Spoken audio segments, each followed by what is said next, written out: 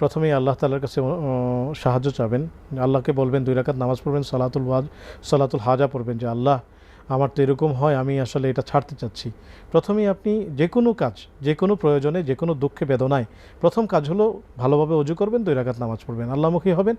দ্বিতীয় কাজ হলো যে কোনো কথা বলার আগে, যেহেতু কসম চলে আসে, যে কোনো কথা বলার আগে আপনি প্রথমেই ভাববেন, প্রথমে নিজেকে কন্ট্রোল করবেন। ইউ হ্যাভ টু কন্ট্রোল, মানে আপনি কন্ট্রোল করবেন যে আমি এখন কী এখন কথা বলতে যাচ্ছি, একটু কামড় দিয়ে রাখবেন। যেহেতু কথা বলে অভ্যস্ত হয়ে গেছেন, প্রথমেই চিন্তা করবেন এবং কসমটাকে বাদ দিবেন, এরপর কথাটা বলবেন।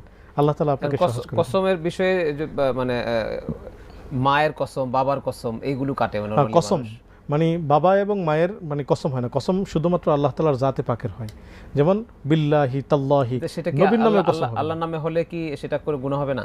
কসম আসলে 3 রকম হয়। একটা হলো কসমুল্লাহ, যেটা আরবরা করে আল্লাহি, মানে একটা কসম হচ্ছে আল কসম আল্লাহ, এটা এমনিতেই পড়ে, এর কোনো ভিত্তি নেই। তো কোনো কসম যদি অতীতকালীন কোনো বিষয় সম্পর্কে করতে চায়, সেটা যদি আসলেই তিনি করে থাকেন, কসম কথা হলে তো সুন্দর। আর যদি না করে কসম করেন, তাহলে কসম হানেস হন, সেটার জন্য 3টা রোজা রাখতে হবে।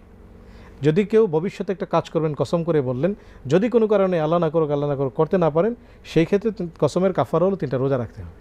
আচ্ছা আচ্ছা আচ্ছা। আর যদি তিনি সেটা করেন, আলহামদুলিল্লাহ, কসম তিনি রক্ষা করলেন। এবং কসম বিল্লাহি মানে আল্লাহর কসম বলতে হবে, অথবা কাবার রবের কসম, রব্বিল কাবা, কাবার রবের কসম, এটা করা যাবে। কিন্তু নবীর নামেও করা যাবে না, মা বাবার নামেও করা যাবে না। অনেকে কোরআন ছুঁয়ে কসম করেন, সেটার কোনো ভিত্তি নেই। কোরআন ছুঁয়ে যদি কসম করেন এবং না করেন, যদি তাহলে তিনি হানেস হবেন না। হানেস মানে হলো যে কসমের কাফারা দিতে হবে না। মায়ের নামে কসম করলো, বাবার নামে কসম করলো, সে কোনো কারণে করতে পারলো না, সেই ক্ষেত্রে তাকে রোজা রাখতে হবে না।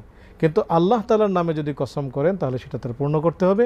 পূর্ণ না করলে তাকে কসমের কাফারা দিতে হবে।